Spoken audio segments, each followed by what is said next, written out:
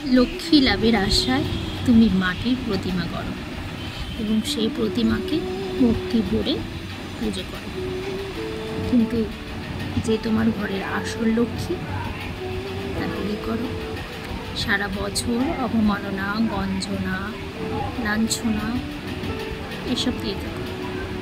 ধুম করে বছরের একটা দিনে, কোজাগরীর লক্ষ্মী পুজোর দিনে তোমরা ধুমধাম করে লক্ষ্মী স্থাপনা করো, লক্ষ্মীর আরাধনা করো, কিন্তু প্রকৃত রূপে যে তোমার ঘরের লক্ষ্মী, যাকে বরণ করে একদিন এনেছিলে ঘরে, তাকে কী করো?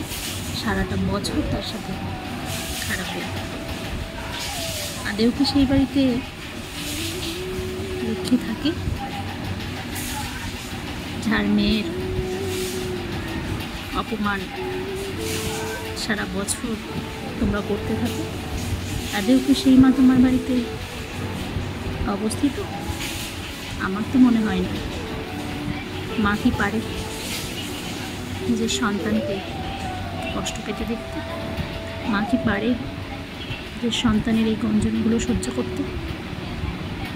কীরূপে তোমরা আমাদের নিয়ে আসো ঘরে, কীরূপে তোমরা ঘরের বউকে নিয়ে আসো ধুমধাম করে,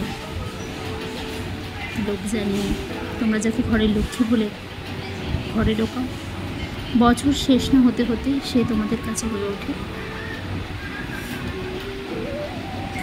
ডাইনি, ডাইনি স্বরূপ, চরিত্রহীনা, মুখে মুখে জবাব দেওয়ার মতো অসভ্য অভদ্র একটা। আচ্ছা, যে মেয়ে বাপের বাড়িতে 22টা বছর 24টা বছর কাটিয়ে মুখে একটা রা পর্যন্ত বার করে না, সেই মেয়ে কেন বছরের মধ্যে শ্বশুরবাড়ি এসে পাল্টে দেয়? আছে তোমাদের কাছে এর উত্তর?